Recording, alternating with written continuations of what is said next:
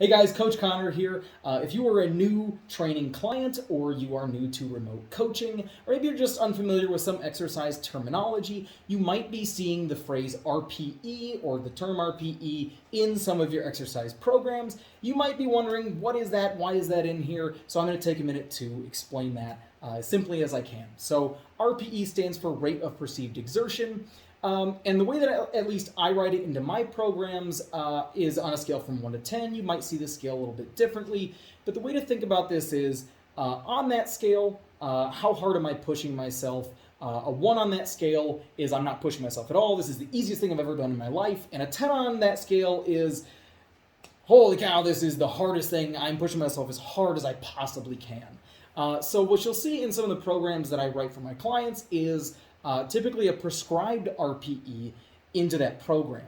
So for some exercises, like if it's the first time you're trying a new exercise, or it's a warm-up, or it's the first phase of a new program, I'll typically suggest that the RPE or the intensity that you're doing those exercises with is lower on that scale. The reason for this, we want to practice these motions. We want to do them with as much control and confidence as possible, which is sometimes hard to do if we're jumping right into doing them at a very high level of intensity. So you will see some other exercises in your programs at a little bit higher RPE. Typically I'll write them in as between a 6 and an 8 on that scale.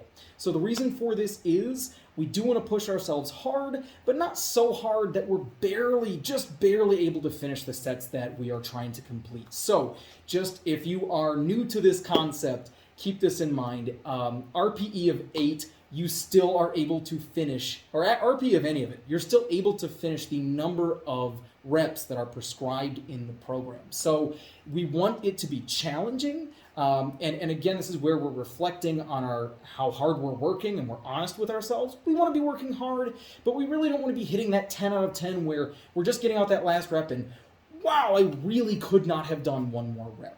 So the overwhelming bulk of the training you're going to do from a longevity perspective, and really to get the most out of the phase of your program that you're in, you want things to be difficult and challenging, but not so difficult that you're just barely able to complete it.